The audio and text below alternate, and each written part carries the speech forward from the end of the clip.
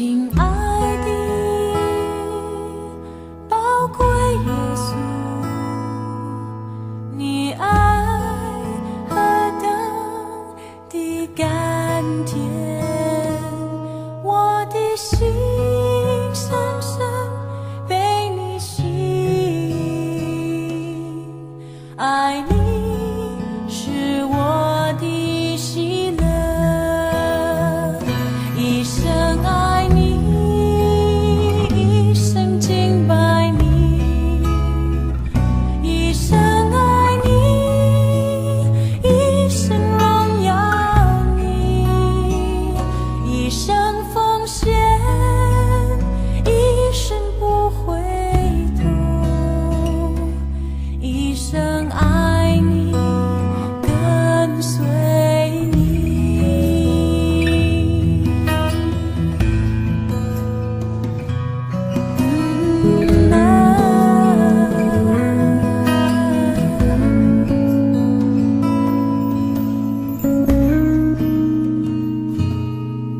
亲爱的宝贵耶稣，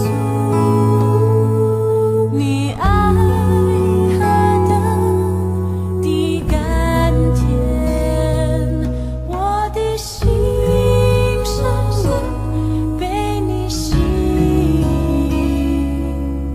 爱你是我的喜乐，一生爱你，一生敬拜你，一生爱你，一生荣耀你，一生奉献，一生不回头，一生爱你，跟随你，一生爱你，一生敬拜你，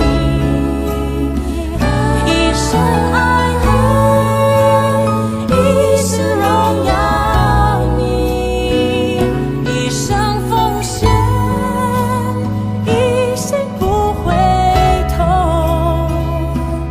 一生爱你，跟随你，一生爱你，一生敬拜你，一生爱你，我把荣耀归给你，一生奉献，一生不回头，一生爱你，跟随你，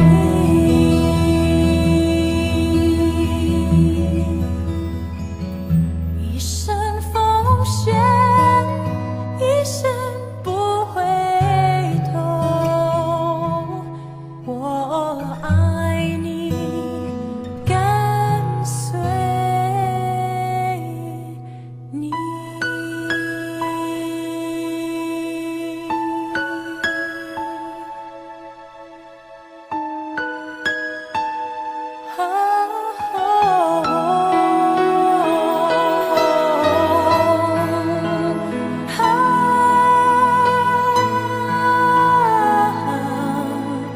爱你是我的喜乐。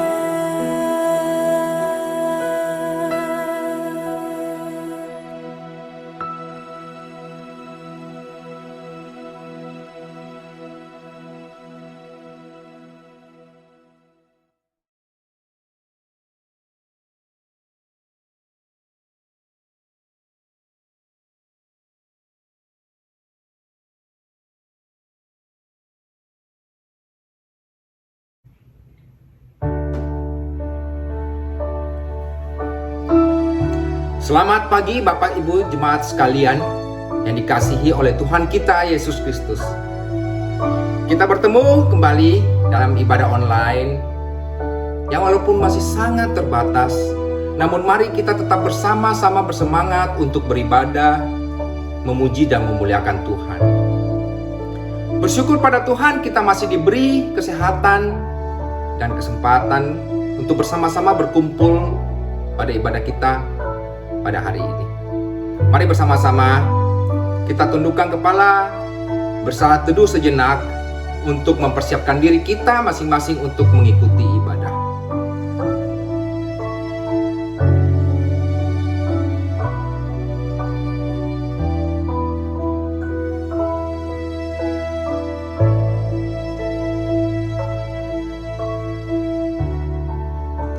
Tuhan itu baik pada semua orang dan penuh rahmat terhadap segala yang dijadikannya. Bersama-sama kita angkat pujian Bapakku yang baik. Bapa yang baik, Bapa yang sangat kita cintai, yang tidak pernah berakhir kasih setianya, selalu nyata di dalam hidup kita, yang tidak pernah berhenti. Kita berharap kepadamu, Yesusku, Kaulah segalanya.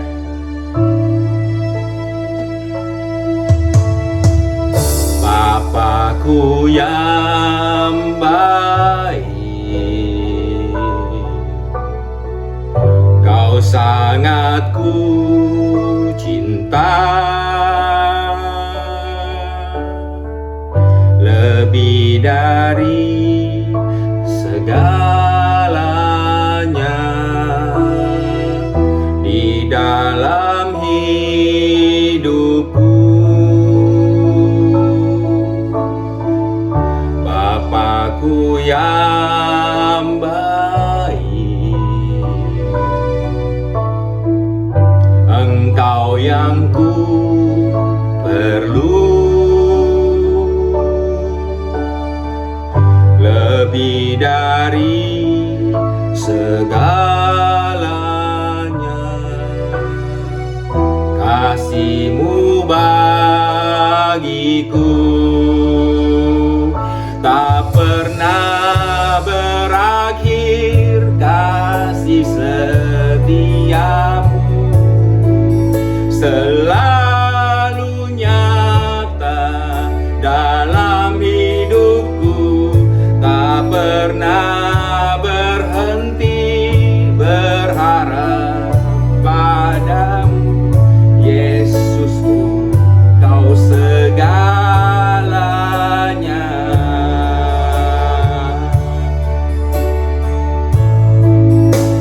Bapakku yang baik, Bapakku yang baik, Kau sangat ku cinta, lebih dari segalanya di dalam hidupku. Oh, Bapakku yang baik, Bapakku yang baik,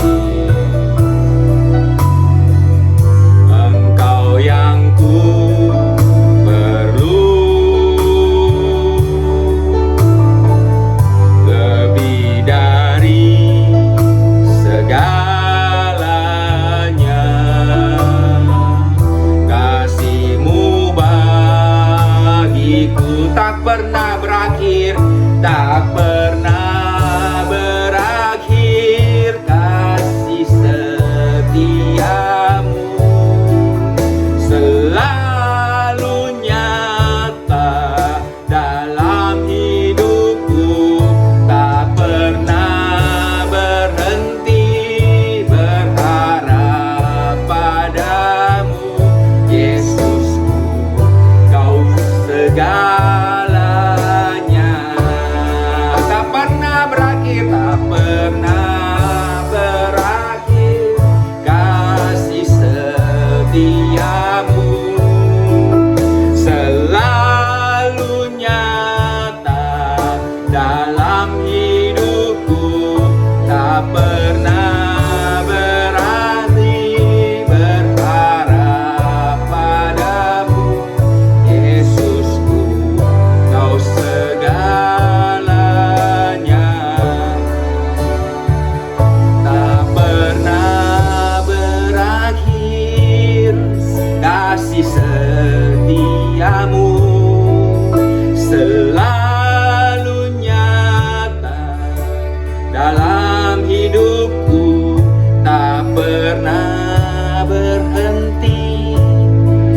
berharap padamu, Yesusku, Kau segalanya. Yesusku, Kau segalanya. Yesusku, Kau segalanya.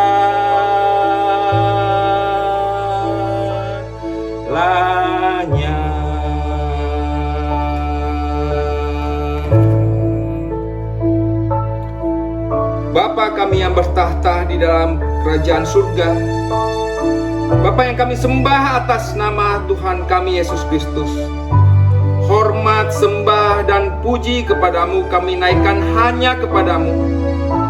Atas berkat-Mu yang begitu berkelimpahan sehingga bersama-sama kami dapat kembali berkumpul untuk menyembah dan memuji nama-Mu. Kami juga ingin memohon pengampunan dari Engkau atas kesalahan maupun dosa yang telah kami lakukan selama ini, baik yang kami lakukan secara sadar maupun secara tidak sengaja. Kami percaya Engkau adalah Allah yang Maha Pengampun dan senantiasa menerima permohonan pengampunan dosa kami. Dan kami mohon juga agar Engkau senantiasa memberikan kami hikmat yang berasal daripadamu, sehingga kami dapat menjauhkan diri dari perbuatan dosa di masa-masa mendatang dan tidak mengulanginya kembali. Mohon sertai setiap dari kami. Dan apabila ada di antara kami yang berada dalam kelemahan tubuh, mohon Engkau mau jamah dan sembuhkan, dan berikan kami kekuatan untuk menghadapinya. Namun kami yakin bahwa kehendak-Mu lah yang terbaik, dan biarlah kehendak-Mu yang jadi. Terima kasih ya Bapa. Sebentar lagi kami akan melanjutkan rangkaian dari ibadah kami pada pagi hari ini. Mohon Roh Kudus memenuhi setiap dari kami, sehingga setiap dari kami dapat beribadah dengan hati yang berkenan kepadamu, dan biarlah kemuliaan-Mu dinyatakan di tempat ini. Terima kasih ya Bapa. Kami telah berdoa dengan nama Tuhan yang kami Yesus Kristus, Juru Selamat kami yang hidup. Amin.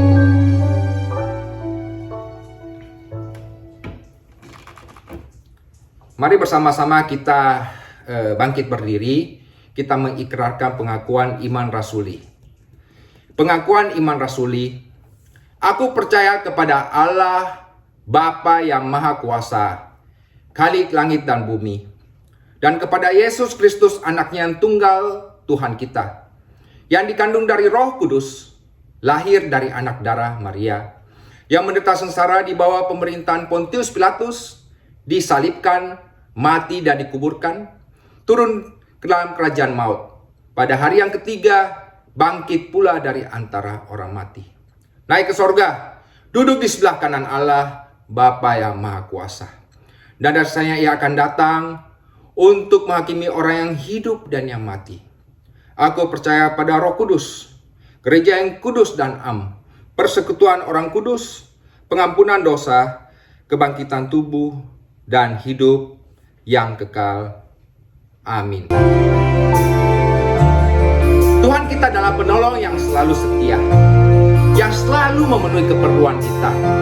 Dia tidak pernah mengecewakan. Yesus kita adalah Yesus yang tidak pernah gagal. Mari bersama-sama kita angkat pujian segala perkara.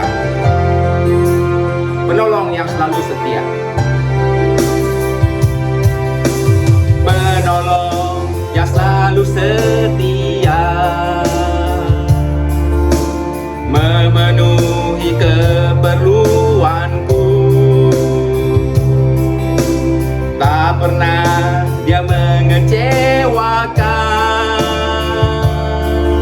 Yesusku tak pernah gagal. Segala perkara dapat ku tanggung di dalam Dia yang memberi kekuatan. Tuhan Yesus penolong dan sahabat. Tetap percaya Tuhan setia.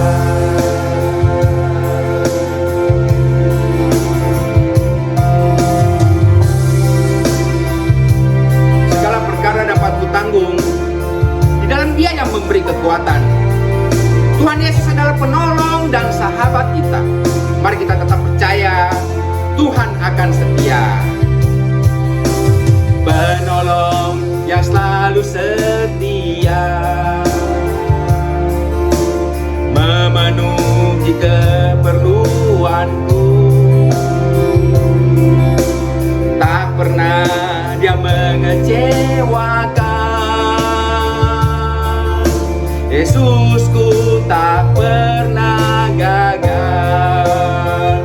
Segala perkara dapat ku tanggung di dalam Dia yang memberi kekuatan.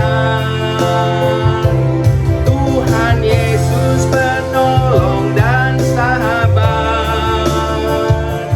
Tetap percaya Tuhan setia. Segala perkara dapat ku tanggung di dalam Dia yang memberi kekuatan. Tuhan Yesus penolong dan sahabat. Tetap percaya Tuhan setia. Segala perkara, sekali lagi, segala perkara dapat ku tanggung di dalam Dia yang memberi kekuatan.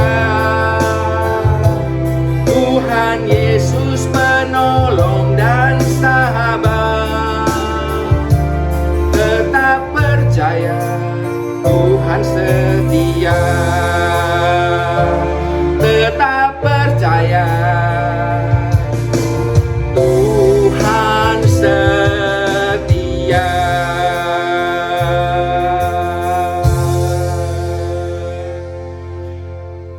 Bersama-sama kita akan mendengarkan firman Tuhan. Tetapi sebelumnya, mari kita menyanyikan sebuah lagu yang berjudul Iman Mengalahkan Dunia. Sekalipun kita memiliki iman sekecil biji sesawi, namun kita percaya bahwa dengan iman sekecil biji sesawi, kita dapat mengubah laut menjadi jalan dan dapat meredakan badai. Mari bersama-sama kita nyanyikan lagu ini.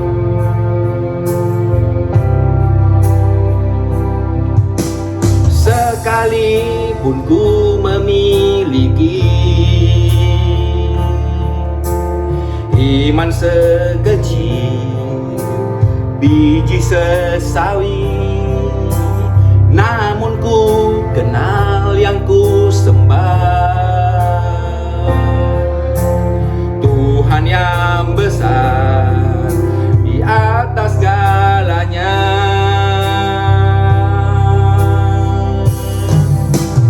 Ku percaya laut dapat menjadi jalan. Ku percaya badai pun dapat kau redakan. Ku percaya gunung pun dapat ku pindahkan dengan kuasa iman yang mengalahkan dunia. Sekali lagi, sekalipun ku memiliki, sekalipun ku memiliki iman sekecil biji sesawi, namun ku kenal yang ku sembah, Tuhan yang besar di atas segalanya.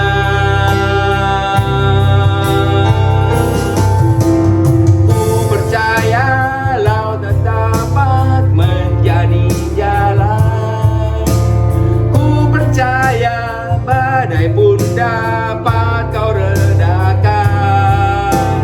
Ku percaya gunung pun dapat ku pindahkan dengan kuasa iman yang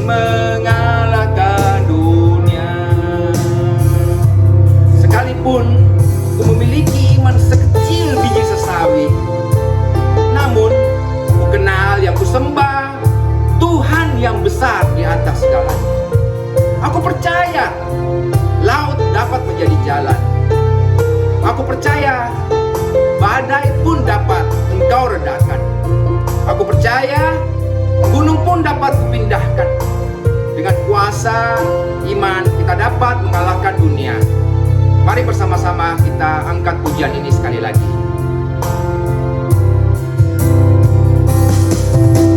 Sekalipun ku memiliki iman sekecil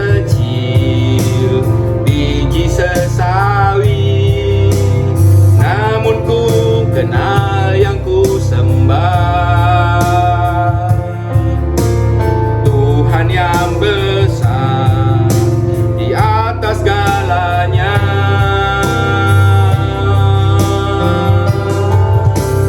Ku percaya laut dapat menjadi jalan, ku percaya badai pun dapat kau redakan, ku percaya gunung pun dapat ku pindahkan, dengan kuasa iman yang mengalahkan dunia.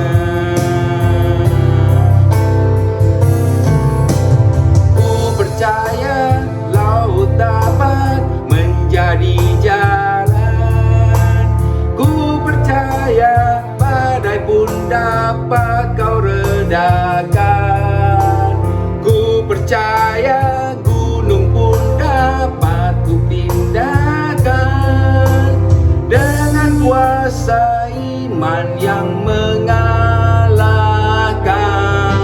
dunia.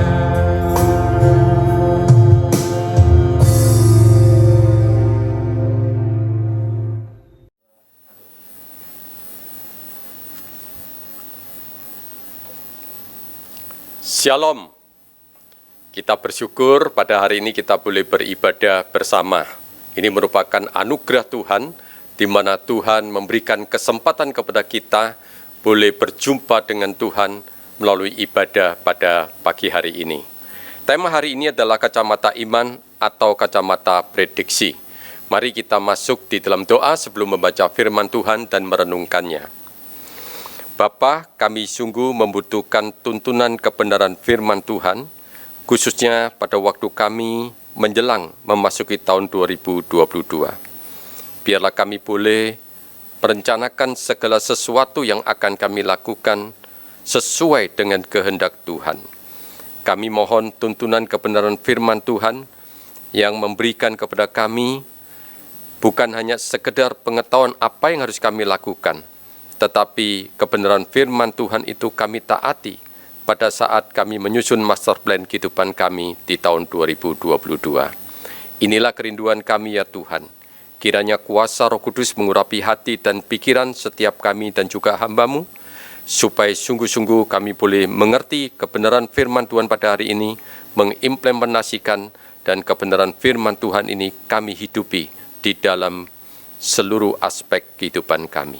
Demikian kami berdoa, doa yang penuh kelemahan ini kami alaskan di dalam nama Tuhan Yesus Kristus. Amin. Saya akan membacakan Yakobus pasal 4 ayat 13 sampai 17. Demikian firman Tuhan. Jadi sekarang hai kamu yang berkata, hari ini atau besok kami berangkat ke kota Anu, dan di sana kami akan tinggal setahun dan berdagang serta mendapat untung. Sedang kamu tidak tahu apa yang akan terjadi besok. Apakah arti hidupmu? Hidupmu itu sama seperti uap yang sebentar saja kelihatan, lalu lenyap. Sebenarnya kamu harus berkata, jika Tuhan mengendakinya, kami akan hidup dan berbuat ini dan itu. Tetapi sekarang kamu akan memegahkan diri di dalam congkakmu, dan semua kemegahan yang demikian adalah salah. Jadi, jika seorang tahu bagaimana ia harus berbuat baik, tetapi ia tidak melakukannya, ia berdosa. Demikianlah firman Tuhan yang mendasari renungan kita pada hari ini. Charles Spurgeon, seorang pengkhotbah yang besar. Dalam salah satu khotbahnya, dia memberikan satu ilustrasi yang menarik.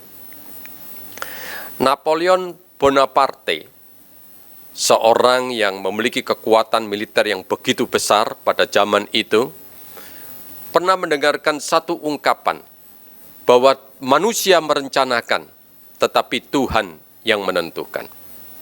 Pada waktu dia mendengarkan akan ungkapan ini, Napoleon Bonaparte justru menolaknya. Dia berkata bahwa saya juga bisa merencanakan dan sekaligus juga menentukan. Saudara, ungkapan dia ini oleh banyak orang pada zaman itu sangat dipercaya bahwa dia memang akan mampu merencanakan segala sesuatu dan apa yang dia rencanakan itu pasti akan terjadi.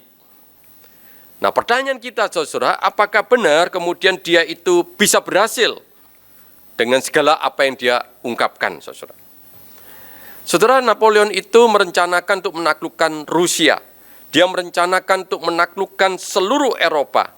Dia merencanakan untuk menghancurkan seluruh Eropa.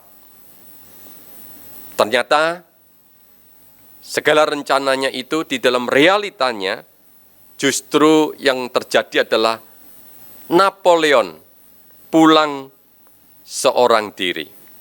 Pasukannya yang hebat itu hancur, lebur, dan melemah. Nyaris di antara pasukan itu satu sama lain saling memakan karena akibat kelaparan. Inilah saudara, manusia yang merencanakan, Allah yang menentukan. Ada seorang penulis buku yang bernama Jerry Bridges. Di dalam bukunya itu sangat menarik. Dia mengkisahkan pada tahun 1902 ada seorang anak yang turun dari tangga lantai 2 rumahnya menuju ke lantai dasar dan di situ bertemu dengan papa dan mamanya untuk sarapan pagi.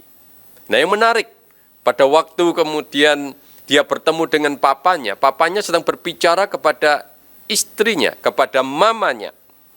Pembicaraan itu adalah seperti ini. Sayang sekali, ada satu berita yang ditulis seperti ini. Lalu mamanya bertanya, berita apa? Begini dia berkata, ada pengumuman pada tanggal tertentu Pangeran Edward akan ditabiskan sebagai raja di Westminster dan tidak ada lagi kata-kata Deo volente, jika Tuhan berkehendak.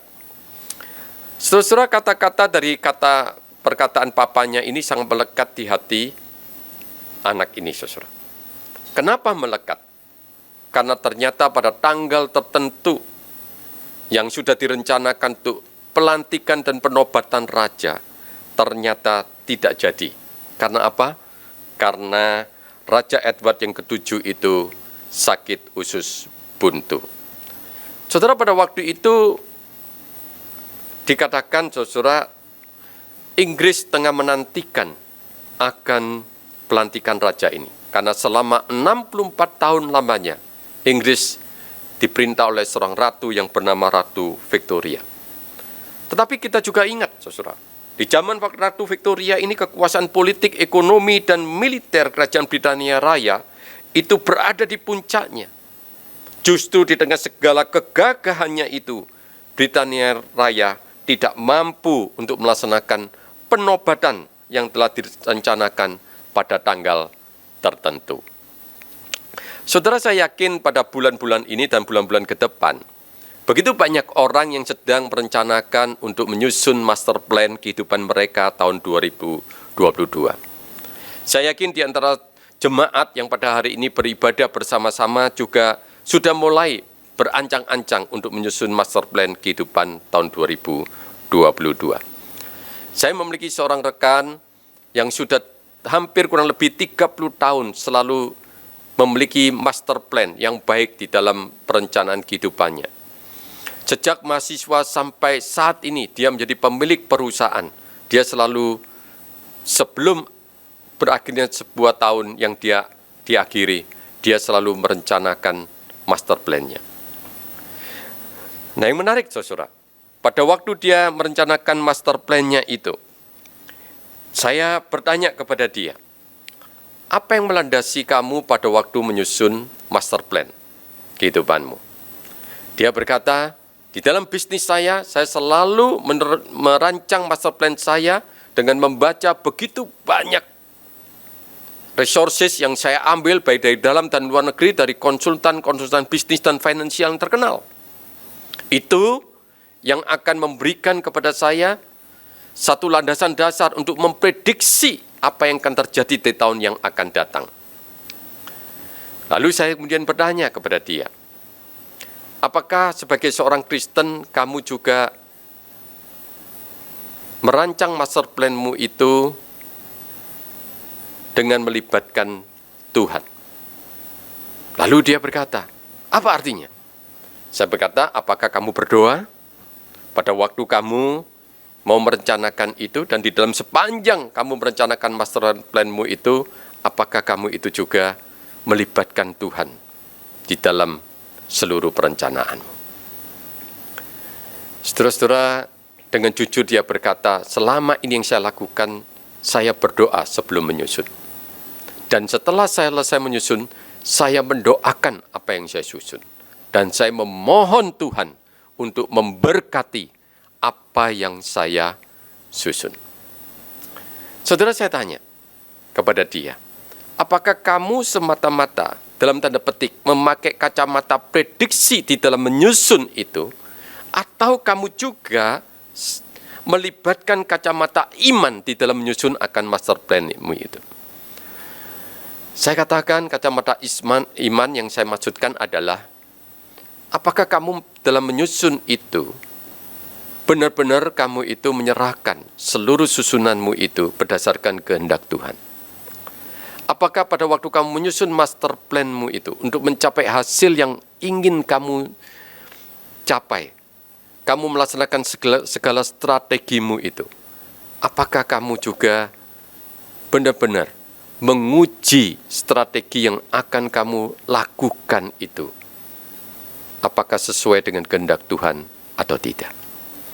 Apakah pada saat kamu itu merencanakan segala sesuatu yang akan kamu lakukan di dalam segala rancanganmu itu, apakah kamu juga memeriksanya, apakah apa yang saya lakukan ini itu berkenan di hati Tuhan atau tidak?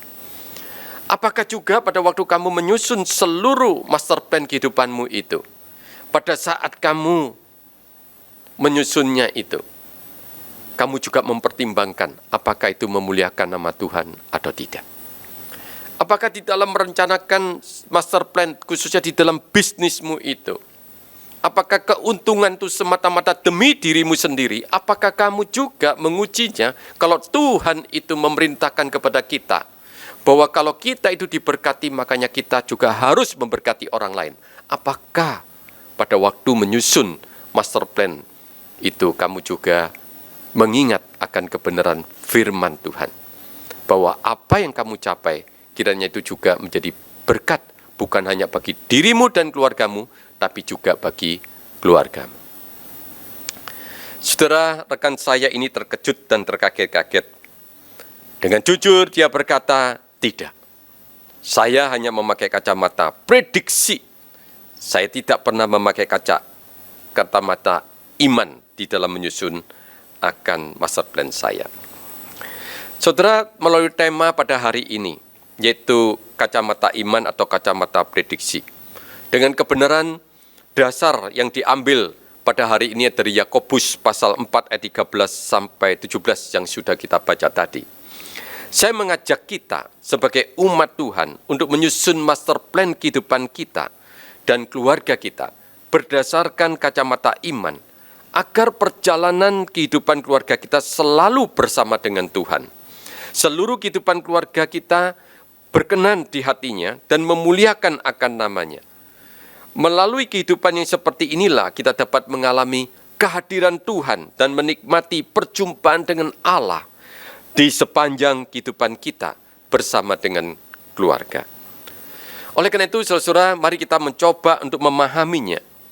Dari ayat yang ke-13, saya bacakan sekali lagi. Jadi sekarang hai kamu yang berkata, hari ini atau besok kami berangkat ke kota Anu, dan di sana kami akan tinggal setahun dan berdagang serta mendapat untung. Kata jadi sekarang di dalam ayat 13 ini, itu penafsir yang lain lebih cocok mengatakan diterjemahkan sekarang dengarkan. mengapa Yakobus memuat kata-kata sekarang dengarkannya? Alasannya adalah bahwa kalimat yang diungkapkan, hari ini atau besok kami berangkat ke kota Anu, dan di sana kami akan tinggal setahun dan berdagang serta mendapat untung, itu bukanlah kalimat karangan dari Rasul Yakobus. Rasul Yakobus adalah saudara Tuhan Yesus selaku gembala jemaat di Yerusalem, di sebuah gereja yang besar di Yerusalem. Ini bukan karangan, tetapi ini merupakan satu fakta yang benar-benar terjadi dalam kehidupan jemaat saat itu. Kalimat ini bukan ilustrasi, kalimat ini adalah sesuatu yang sering diucapkan oleh jemaatnya. Oleh karena itu, seorang penafsir Alkitab yang bernama Frank Geblin itu mengatakan ayat 13 itu bukan contoh yang terisolasi. Artinya bukan contoh yang tidak berkaitan dengan kehidupan jemaat pada saat itu. Tapi Yakobus itu sering mendengar perkataan ini di antara jemaatnya. Dan sekaligus ini menyatakan bahwa Yakobus sedang menegur jemaatnya dengan nada yang cukup keras. Artinya, saudara, pada waktu dia mengatakan sekarang dengarkan, itu menunjukkan Yakobus itu sedang menegur jemaatnya bahwa apa yang kamu lakukan ini adalah masalah yang serius.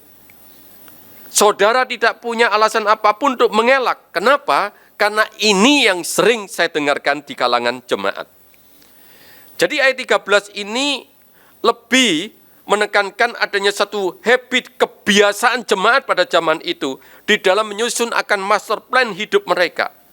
Mereka tidak menyusun dengan perspektif kacamata iman.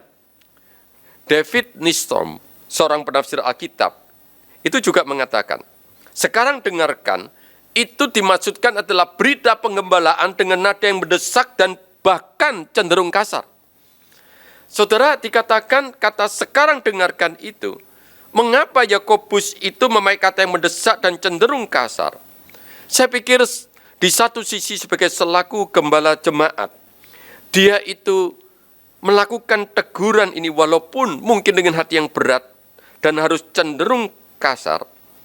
Bapak Ibu, ini adalah ungkapan kesedihan dari Yakobus. Mengapa ungkapan kesedihan? Karena dia seringkali mengajarkan, kalau kita merencanakan segala sesuatu, marilah kita jangan lupakan juga melibatkan Tuhan di dalam merencanakan segala sesuatu. Yakobus sering memberitakan itu mungkin di mimbar, mungkin melalui pemuritan yang terjadi pada zaman itu. Tetapi jemaat itu seringkali melupakan di dalam merencanakan segala sesuatu, di samping dengan segala apa pengetahuan yang mereka miliki untuk merencanakan segala sesuatu, mereka lupa untuk memakai kacamata iman. Tetapi kata-kata ini bukan berhenti sampai di situ, saudara. Pada waktu Yakobus itu menegur jemaatnya dengan nada yang keras dan cenderung kasar, sebetulnya di situ kita melihat Yakobus itu adalah gembala yang punya hati untuk jemaatnya. Mengapa, saudara? Karena dia tidak ingin jemaatnya mengalami kegagalan dalam hidupnya.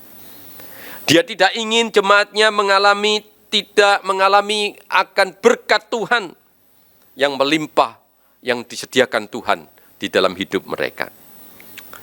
Saudara, pada waktu saya merenungkan bagian ini, saya pikir inilah hati seorang gembala kepada jemaatnya. Tapi ternyata, saudara, pada waktu saya lebih mendalami, maka di sini kita juga melihat, pada waktu Yakobus mengatakan, sekarang dengarkan, saudara, di sini juga memiliki makna yang lebih dalam lagi. Saya ulangi kata-katanya, saudara ya, di dalam bagian ini, supaya kita lebih mengerti. Di dalam bagian ini dikatakan, jadi sekarang hai kamu yang berkata, atau kalau dalam terjemahan lain, sekarang dengarkan hai kamu yang berkata, hari ini atau besok kami berangkat ke kota Anu, dan di sana kami akan tinggal setahun dan berdagang serta mendapat untung. Nah, kata untung di sini di dalam bahasa aslinya memiliki pengertian cinta membuat uang atau melipat gandakan penghasilan. Artinya, saudara-saudara, pada waktu jemaatnya merencanakan master plan kehidupan mereka, itu tanpa melibatkan Tuhan, maka prioritas utama mereka itu kepada hasil, pada uang, melipat gandakan uang. Mereka menggantungkan atau memproyeksikan sebagai bahan yang paling utama untuk menyusun akan master plan-nya itu adalah uang. Mereka tidak mengandalkan Tuhan yang adalah sumber berkat di dalam hidup mereka. Mereka menyusun dengan segala susunan itu. Mereka meyakini apa yang mereka susun itu akan menghasilkan uang yang lebih banyak. Saudara, mereka melupakan Tuhan, bahwa Tuhanlah yang menjadi sumber berkat di dalam hidup mereka. Saudara, apa relevansinya di dalam kehidupan kita masa kini? Waktu menyusun master plan, kalau kita menyusunnya tanpa melibatkan Tuhan, maka kita menyusunnya menjadi agenda pribadi kita. Dan kita berorientasi pada hasil yang kita inginkan. Kita ingin mendapatkan hasil yang memuaskan diri kita. Kita ingin mendapatkan sesuatu yang cenderung yang mementingkan diri kita. Walaupun itu harus mengorbankan orang lain. Yang penting saya diuntungkan. Orang lain dirugikan. No problem. Yang penting impian saya itu bisa tercapai. Yang impian keluarga saya itu bisa tercapai. Tapi bukan hanya demikian, saudara.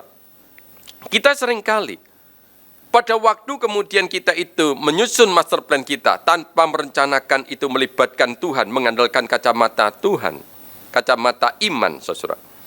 Saudara, kita itu seringkali cenderungnya adalah terus-menerus mendoakan dari apa yang kita rencanakan, dan kita sedikit memaksa Tuhan supaya Tuhan memberkati rencana kita. Seolah-olah kemudian kita menjadikan Tuhan itu sebagai cukong yang menyediakan berkat bagi hidup kita menurut rencana kita, menurut permohonan kita, menurut master plan hidup kita ini. Nah, oleh karena itu, saudara, kalau kita lihat Yakobus itu mengingatkan, kalau kemudian di dalam hidup kita itu dikatakan hasil itu menjadi Tuhan di dalam perencanaan kehidupan kita. Oleh karena itu, Yakobus itu nanti mengatakan, demi mendapatkan hasil itu, maka kamu hari ini atau besok akan berangkat ke kota Anu, dan di sana kami akan tinggal setahun dan berdagang untuk mendapat untung. Kamu melakukan segala aktivitas hidupmu itu demi keuntungan, demi uang itu. Dan oleh karena itu, Yakobus mengatakan, sebetulnya yang menjadi Tuhan dalam hidupmu adalah uang. Dan kamu diperbudak oleh uang di dalam hidupmu. Kamu kerja keras demi uang itu sendiri. Saudara, uang itu memang memudahkan bagi kita untuk menjalani kehidupan. Tetapi kita ingat, saudara, di dalam Matius pasal 6 ayat 24, Tuhan Yesus dengan tegas mengatakan seperti ini. Tak seorang pun dapat mengabdi kepada dua tuan. Karena jika demikian, ia akan membenci yang seorang dan mengasihi yang lain. Dan ia akan setia kepada yang seorang dan tidak mengindahkan yang lain. Kamu tidak dapat mengabdi kepada Allah dan kepada Mammon. Pilih salah satu yang menjadi Tuhan dalam hidupmu itu siapa? Nah, inilah saudara yang boleh kita pikirkan. Kalau yang menjadi Tuhan dalam kehidupan kita, itu adalah uang. Saudara akan seperti ayat 13. Hari ini atau besok kami akan berangkat ke kota Anu, dan di sana kami tinggal setahun dan berdagang sampai mendapat untung. Master plan berdasarkan agenda pribadi. Tetapi saudara, kalau kita tahu dalam hidup kita, yang menjadi pengendali, yang berdaulat atas hidup kita sepenuhnya bukan uang, tetapi Tuhan. Maka sebetulnya yang harus kemudian kita lakukan adalah seperti ayat 15. Sebenarnya kamu harus berkata, jika Tuhan mengendakinya, kami akan hidup dan berbuat ini dan itu. Jika Tuhan mengendakinya. Nah, oleh karena itu, saudara, di dalam kehidupan kita pada hari ini, kita harus menyusun master plan kehidupan kita, apalagi di tengah situasi pandemi COVID-19 ini. Saudara, betapa sulitnya kita merencanakan segala sesuatu di dalam ketidakpastian. Namun bukankah Tuhan selalu berkata kita harus merencanakan berbagai perencanaan dalam kehidupan kita ini? Tetapi jangan lupa, saudara, pada waktu kita merencanakan itu, bukan agenda kita yang utama, tapi agenda Allah.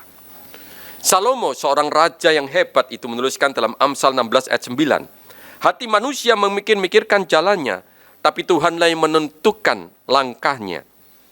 Amsal 19 ayat 21, banyaklah rancangan di hati manusia, tetapi keputusan Tuhanlah yang terlaksana.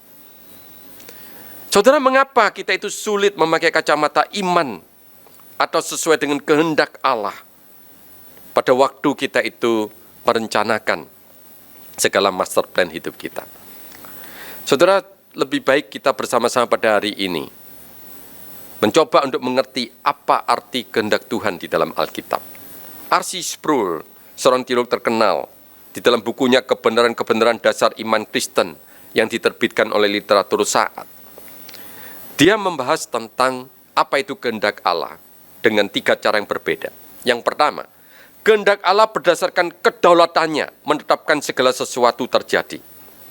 Oleh karena Allah itu berdaulat penuh, maka kehendaknya tidak pernah gagal. Dan kita meyakini tidak ada sesuatu pun apa yang terjadi dalam kehidupan setiap kita di luar kontrol Allah. Meskipun secara pasif Allah mengizinkan hal itu terjadi, tapi bila itu terjadi, itu artinya Dia mengendaki hal itu terjadi. Nah, kesulitan kita adalah bahwa hal ini seringkali tersembunyi bagi kita sampai benar-benar ada satu hal yang terjadi, peristiwa yang terjadi, baru kita tahu tentang apa maksud Allah. Apa maksud Allah itu terjadi di dalam kehidupan kita.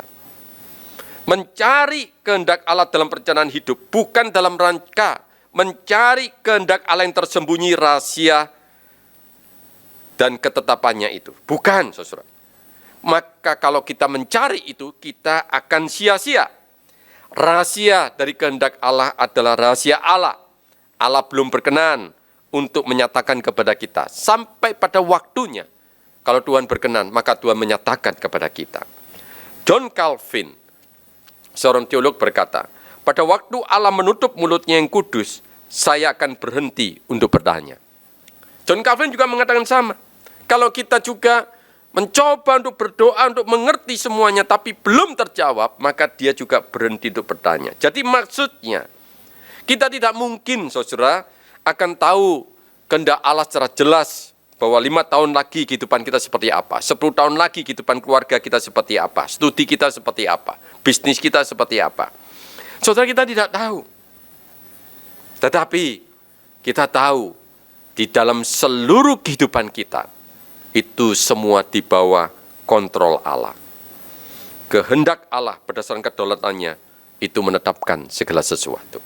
Yang kedua, kehendak Allah yang dinyatakan dalam hukum dan perintah yang dinyatakan Allah, di mana kita melihat di dalam beberapa bagian Alkitab. Misalnya dalam 1 Tesalonika pasal 4 ayat ketiga dikatakan, karena inilah kehendak Allah, pengudusanmu supaya kamu menjauhi percabulan. Ini adalah kehendak Allah. Kita harus menjauhi percabulan. Demikian juga saudara di dalam Matius pasal 6 ayat 24 tadi dikatakan, tak seorang pun dapat mengabdi kepada Tuhan, karena jika demikian ia akan membenci yang seorang dan mengasihi yang lain, atau ia akan setia kepada yang seorang dan tidak mengindahkan yang lain. Kamu tidak dapat mengabdi kepada Allah dan kepada Mammon. Kita tidak bisa mengabdi pada dua-duanya. Nah, oleh karena itu saudara, pada waktu kita menyusun akan master plan kita bergumul. Apakah strategi yang kita laksanakan itu sesuai dengan kehendak Tuhan atau tidak? Contohnya, waktu kita menyusun strategi, bagaimana kita itu ingin supaya kita ini bisa bisnis kita lebih moncer, misalnya begitu. Tetapi pada waktu itu kita harus mematikan pesaing kita dengan cara yang ilegal. Saudara, periksa dulu, boleh tidak itu kita lakukan? Atau memiliki rencana untuk mendapatkan modal yang lebih besar. Wah, ini caranya gimana? Dengan cara menyuap. Apakah itu boleh? Apakah kita mempertimbangkan keuntungan semata-mata untuk kita nikmati, tanpa mempertimbangkan Tuhan menghendaki kita juga menjadi berkat bagi sesama? Demikian juga saudara, di dalam menyusun master plan kehidupan keluarga kita, studi anak-anak kita. Saudara, kita coba uji kehendak Allah yang dinyatakan melalui hukum atau perintah yang Tuhan berikan di dalam hidup kita. Yang ketiga, kehendak yang berkenaan dengan karakter dan sikap Allah, yaitu apa yang diperkenannya. Saudara, Allah tidak berkenan dengan orang fasik, itu pasti. Tapi Allah itu berkenan kalau kita itu memiliki ketaatan. Kita memiliki kehidupan yang taat kepada Tuhan. Sesuatu yang berkenan di hati Tuhan.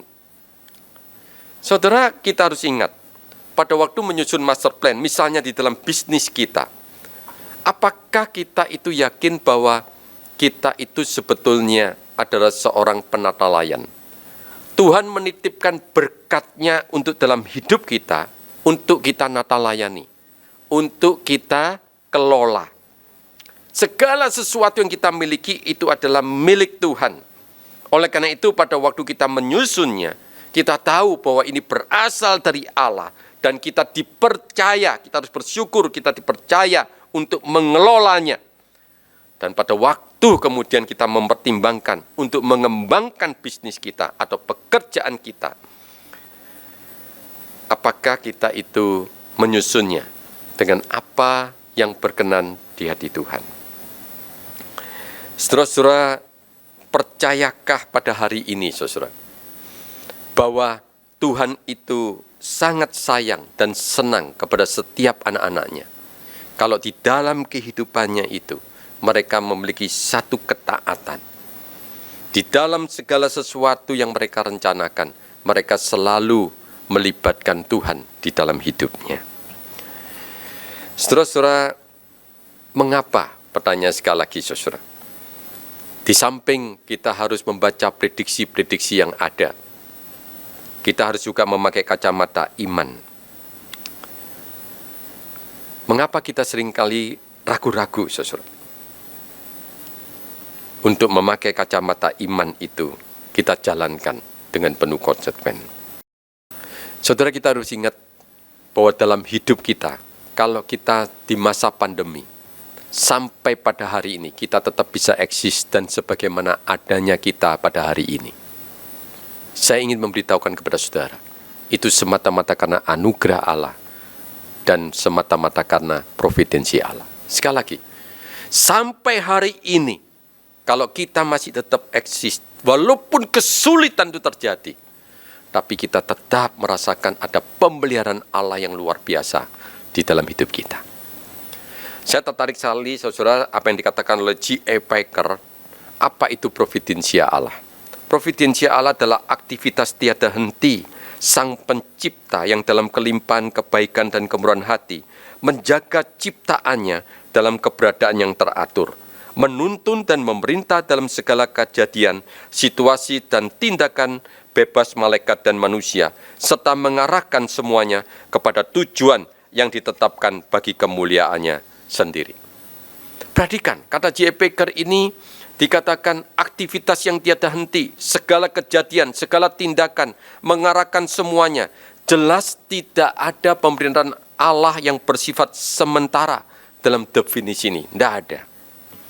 Tetapi perlu digarisbawahi oleh kita bahwa tujuan providensia Allah, tujuan dari Allah memeliharakan kehidupan umatnya dan kebaikan bagi umatnya, itu selalu sejalan. Artinya, Allah tidak pernah mengejar demi kemuliaannya dengan mengorbankan kepentingan umatnya. Demikian juga Allah tidak pernah mengusahakan demi kepentingan kita dengan mengorbankan kemuliaannya.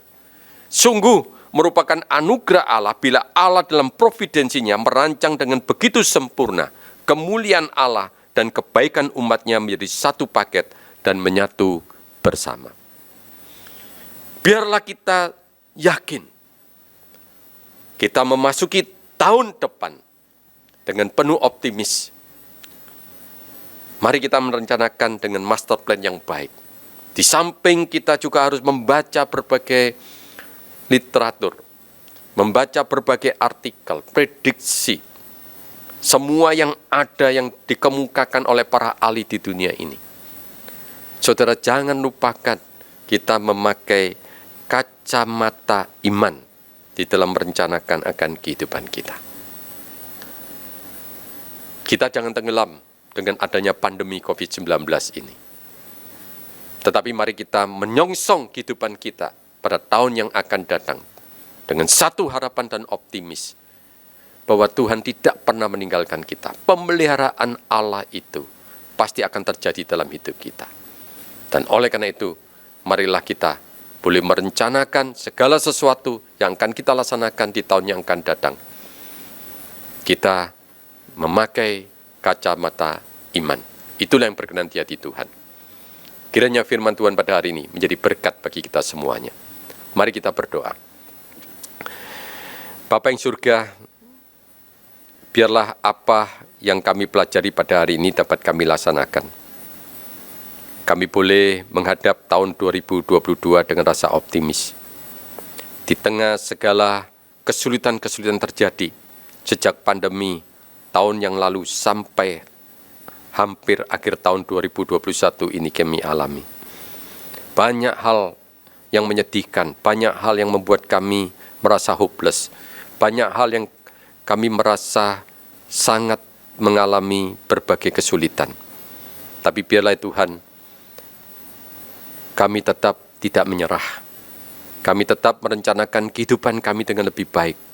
Kami merancang kehidupan masa depan kami dengan pertolongan dan melibatkan Tuhan. Kami mau Tuhan, agenda Allah yang harus kami hidupi, bukan agenda pribadi yang kami hidupi. Tolonglah kami Tuhan. Kami sungguh-sungguh boleh taat dan apa yang kami rencanakan kiranya boleh berkenan di hati Tuhan. Inilah doa kami ya Tuhan. Doa yang penuh kelemahan ini kami alaskan di dalam nama Tuhan Yesus Kristus. Amin. Terima kasih untuk firman Tuhan yang telah dibawakan oleh Pendeta Bambang Wijanto. Kami mengucapkan banyak terima kasih. Mari bersama-sama kita akan memberikan persembahan yang terbaik buat Tuhan. Silakan ditransfer dan nomor rekening dapat dilihat di layar di bawah ini. Mari kita bersama-sama mengangkat pujian Ku bersyukur padamu.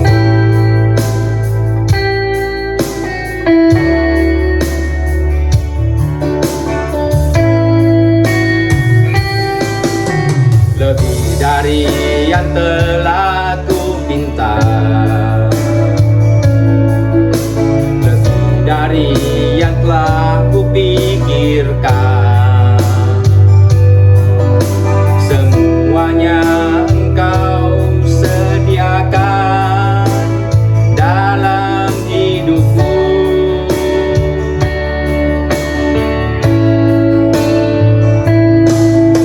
Tiada dapat aku mengukurnya, tiada dapat aku menghitungnya. Kebesaran kasih-Mu ya Tuhan yang Kau berikan.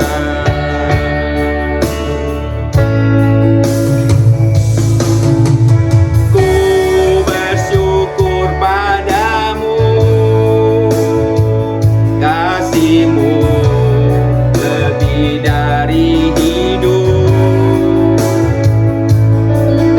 Tiada yang seperti-Mu, Kau memberi hidupku. Ku bersyukur padamu,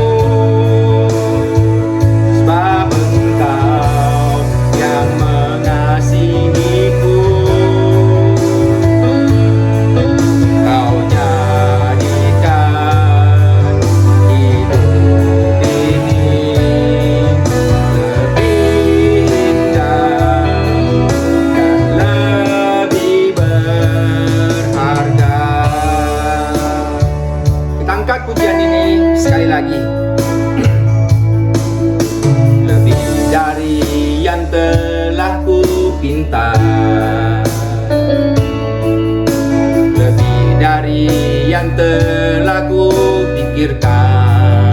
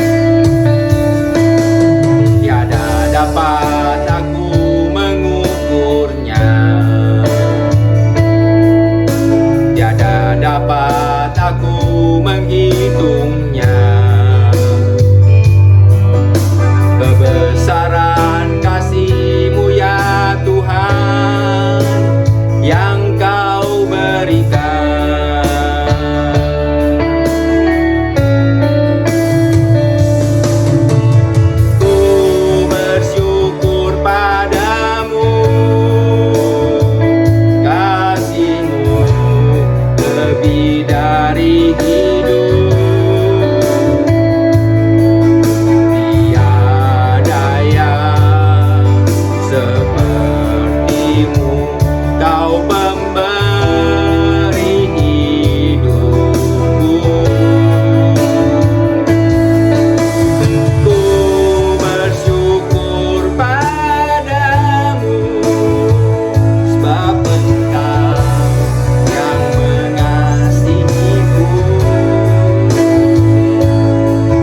Kau jadikan hidup ini lebih indah dan lebih berharga.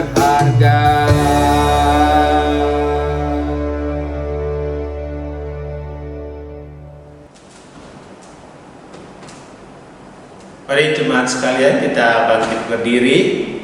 Kita menaikkan doa syafaat bersama-sama sebelum kita menaikkan doa syukur, doa persembahan. Mari saudara, kita dudukkan kepala, kita masuk dalam doa. Bapa Surgawi, kami bersyukur kepadamu ya Tuhan, untuk kasih setiamu Tuhan yang tidak pernah berubah selama-lamanya. Kau senantiasa yang menyertai, memelihara kami, sehingga pada pagi hari ini ya Tuhan kami masih boleh diberi kesempatan untuk kami boleh menyembah Tuhan, kami boleh memuji dan mendengarkan firman Tuhan melalui hamba-Mu ya Tuhan yang telah menyampaikan daripada firman Tuhan. Biarlah Tuhan kebenaran firman Tuhan yang sudah kami boleh terima, Tuhan juga yang boleh memampukan kami, menolong kami untuk kami melakukan firman-Mu ya Tuhan di dalam kehidupan kami. Tuhan, kami datang kepadamu ya Tuhan, bersyukur juga untuk pemeliharaan Tuhan, pertolongan Tuhan juga di dalam masa pandemi ini ya Tuhan. Kami boleh sungguh merasakan bagaimana kemurahan Tuhan yang sudah memelihara kami, memberkati kami, boleh menolong kami juga melewati hari-hari bersama dengan Tuhan. Tuhan Yesus, kami mau berdoa menyerahkan masa pandemi yang masih ada ya Tuhan. Kami bersyukur mereka yang terpapar semakin boleh berkurang. Tuhan, kiranya Engkau juga yang boleh berbelas kasihan dan kemurahan-Mu ya Tuhan. Kami mohon, biarlah Tuhan juga yang terus menolong di dalam penanggulangan daripada COVID-19 ini ya Tuhan, sehingga boleh pandemi ini boleh berakhir dengan pertolongan daripada Tuhan. Kami mau menyerahkan ya Tuhan juga vaksinasi yang boleh berjalan sampai hari ini dan yang akan datang. Biarlah Tuhan juga yang memberkati vaksin nasional supaya lebih banyak lagi masyarakat yang boleh menerimanya, sehingga boleh ada kekebalan kelompok ya Tuhan di tengah-tengah masyarakat, di tengah-tengah bangsa negara kami. Kami berdoa Tuhan, baik pemerintah pusat maupun juga pemerintah daerah, para pemimpin bangsa kami Tuhan, biarlah Engkau juga yang boleh tetap terus menolong, memulihkan ya Tuhan keadaan bangsa negara kami. Biarlah Tuhan juga menolong, memulihkan ekonomi, memulihkan daripada segala permasalahan bangsa negara kami. Kami serahkan Tuhan ke dalam tangan-Mu. Kiranya Tuhan juga yang terus menolong, memimpin dan memberkati bangsa negara kami. Kami menyerahkan gereja-Mu ya Tuhan, Gereja Kristen Kalam Kudus. Biarlah Tuhan juga yang senantiasa memberkati, memimpin hamba-hamba-Mu ya Tuhan, juga segenap daripada anak-anak-Mu, jemaat-Mu ya Tuhan, yang ada di berbagai tempat melalui sinode, badan pengurus sinode. Biarlah Tuhan juga memakai, memberkati akan pengurusan daripada badan pengurus sinode ya Tuhan, di dalam segala program rencana ke depan. Biarlah Gereja Kristen Kalam Kudus boleh semakin berkembang dan boleh banyak jiwa-jiwa yang dimenangkan. Berkati juga Tuhan pelayanan daripada hamba-hamba-Mu, juga di tengah keluarga hamba-hambamu yang melayani, baik melayani di gereja maupun juga melayani di sekolah. Kami serahkan juga ya Tuhan untuk pada pengurus yayasan YKKI baik pusat maupun juga cabang-cabang yang ada di berbagai tempat. Di tengah-tengah masa pandemi ini, kiranya Tuhan terus menolong, memimpin, dan juga boleh membangkitkan juga ya Tuhan sekolah-sekolah daripada Kalam Kudus yang ada. Secara khusus kami berdoa ya Tuhan YKKI cabang Jakarta, biarlah Tuhan juga terus memimpin ya Tuhan sekolah Kris Kalam Kudus yang ada di Jakarta, di Bangka, dan juga di Alam Raya Tangerang.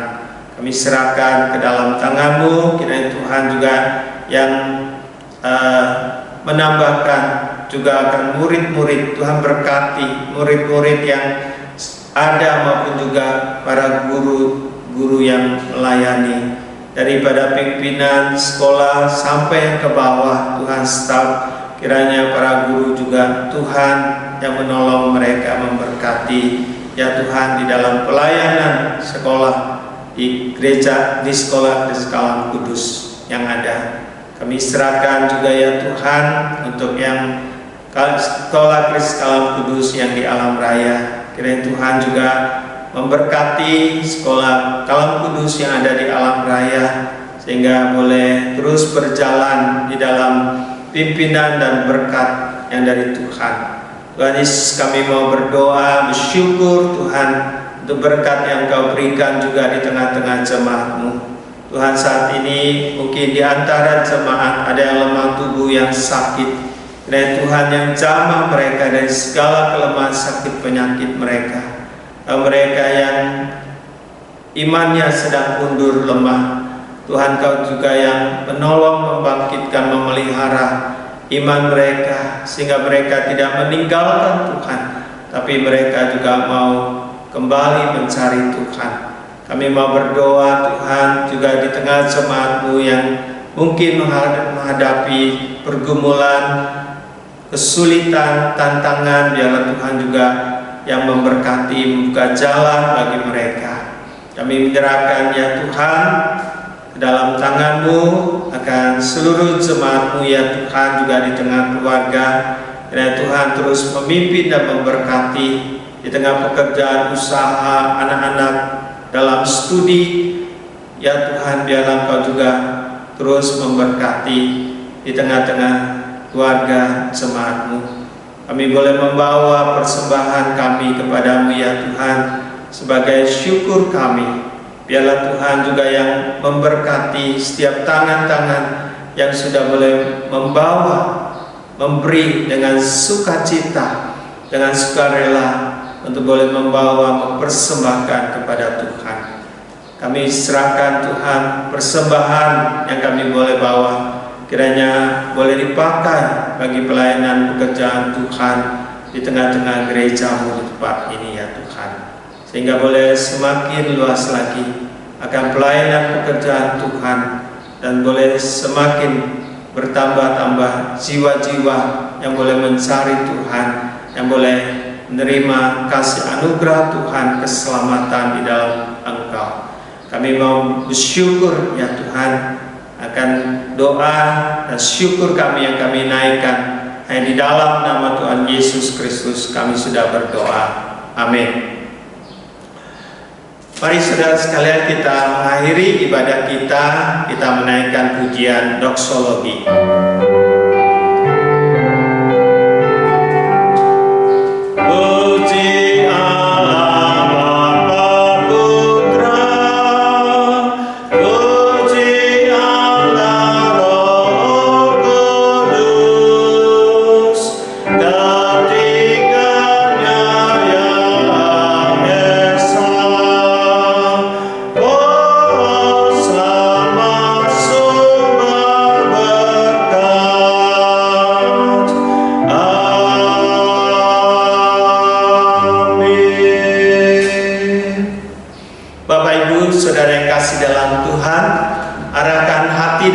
Saudara kepada Tuhan, dan terimalah berkat yang dari Tuhan.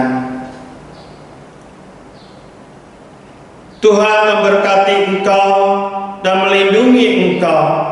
Tuhan menyinari engkau dengan wajah-Nya dan memberi engkau kasih karunia. Tuhan menghadapkan wajah-Nya kepadamu dan memberi engkau damai sejahtera. Mulai dari saat ini sampai Maranatha, sampai selama-lamanya. Amin.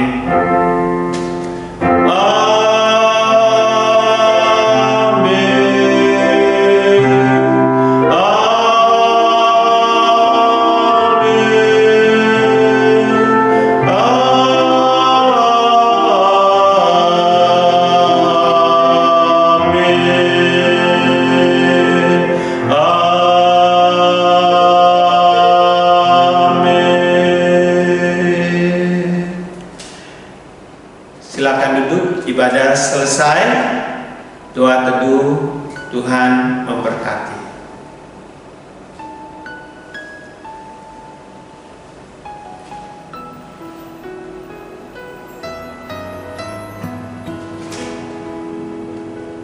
Ada satu pengumuman yang ingin saya sampaikan, Bapak Ibu jemaat sekalian.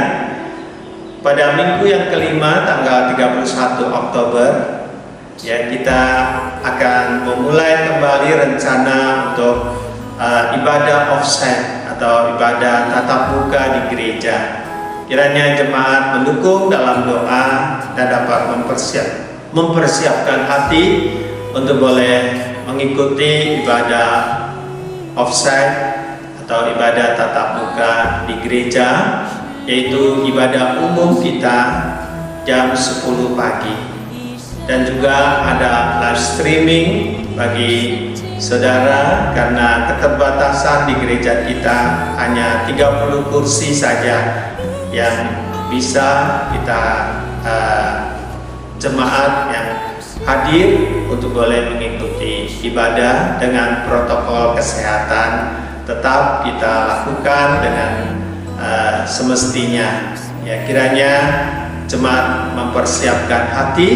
Dan jika ada yang sudah rindu, ya, yang sudah diterima vaksin, ya, dan juga baik dari jemaat youth, dewasa sampai lansia, ya, kalau mempunyai kerinduan untuk boleh datang ibadah di gereja, ya, kita akan memulai rencana pada tanggal 31 Oktober, minggu kelima Oktober ini.